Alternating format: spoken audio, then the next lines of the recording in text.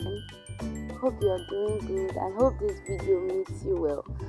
So I decided to do a video. I had an experience today and it taught me some lesson and I want to share. Alright, I learned today that you can trust the Holy Spirit with your flaws. You can trust the Holy Spirit with your loss, with your temptations. Yes, that's the word. You can trust the Holy Spirit with your temptations. You know, the Bible said that we are not tempted except we are drawn by our own desires. And then the Bible also says that Jesus Christ was in all wise tempted as we are, but he was without sin. What that means is Jesus wasn't necessarily tempted with sexual immorality, with stealing, and all of the things that we are tempted with. But what it means is he was tempted in his desires. He was drawn in the three desires of man, the three main desires of man: the lust of the eye, the lust of the flesh, the pride of life. First of all, he was hungry, so he was tempted with food. That was his desire. Secondly, it is written of him to be glorified. That was his desire to enter into that calling. So devil tempted him by saying there is glory all over the world, it belongs to him, and he will give him if he should bow. Also, there is a calling that he is going to die, and on the third day he is going to rise again. So there is a temptation that if you are truly the Son of God, jump, and then God will catch you, because he says he has given his angels charge over you.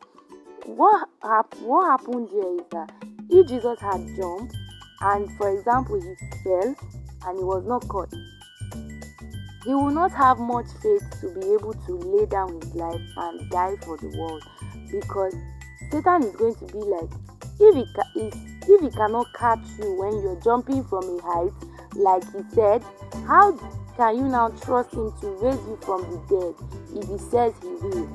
Now that's Jesus being tempted in like manner like we are. He was drawn by his own desires like we are.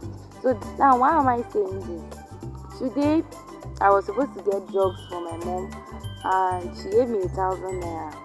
I went somewhere before I get to where I was meant to get the drugs. Now where I went to, I saw where they were selling cakes. And if you know me, I love pastries and fries a lot. Now that location is the only place I know they sell that kind of cake where I am staying.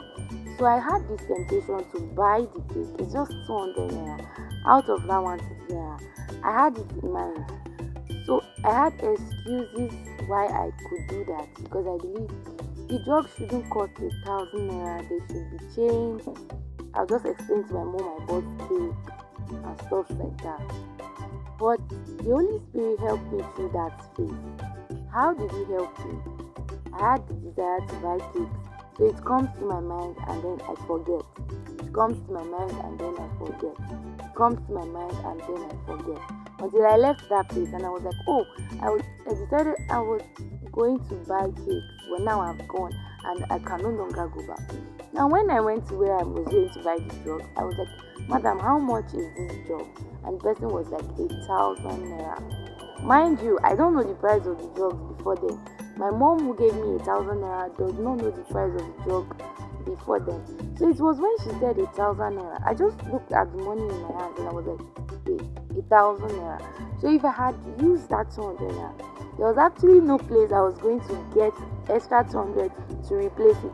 And if you really know how long it took to walk to where I need to get the drugs, you know that it's really hard to go back and get 200 naira. At that point, it just dawned on me. I heard it in my spirit. You can count on me with your temptation. You can trust me with your temptation. Now, this applies to every aspect of our life. Most of the times, we do live in denial.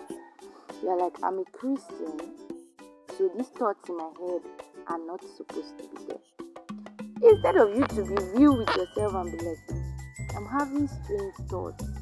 I'm having strange desires, and acknowledge it and actually work on it, you'll always be like, I'm a Christian, and that includes myself.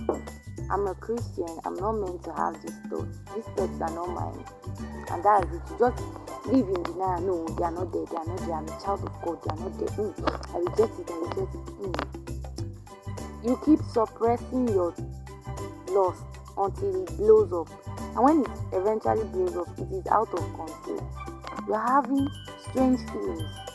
And instead of you to acknowledge it and fight it, you're like, I'm a Christian. It's not there. It's not there. I'm a Christian. You can trust God with your temptation. You can trust God with your temptation. Sometimes many people are like, why do I have to tell God since He knows everything? I also used to ask myself that question, and this has been my answer to it. I'm like, I don't have to tell God about it. He knows, right? But telling Him helps me know that He knows. Do you get? Even if I don't tell Him, He knows. But telling Him helps me know that He knows. So when I'm now in problem, the haste and the anxiety will reduce, because I already know I am accountable to someone.